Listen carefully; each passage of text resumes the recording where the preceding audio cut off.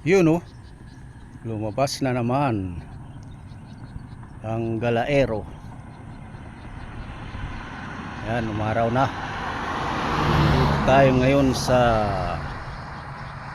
pagitan ng Gimba at Herona. Pahinga muna konti dito sa may tulay. Sa tulay tayo'y galing sa Herona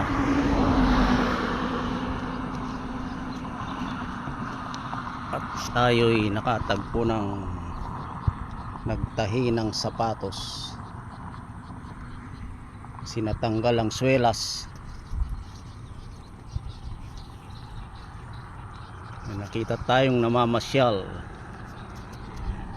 na nagre-repair ng sapatos diyan sa may barangay Salupungan, Herona. Yung daang galing ng Victoria hanggang sa Herona, doon tayo dumaan.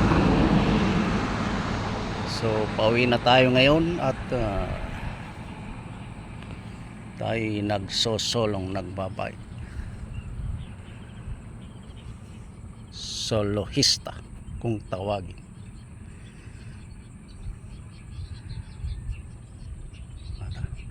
Matibay na ngayon ang ating sapatos. Natahi ni Manong.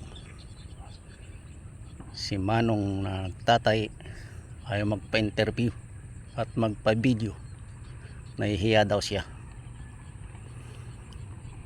So thank you for watching. Ay pauwi na.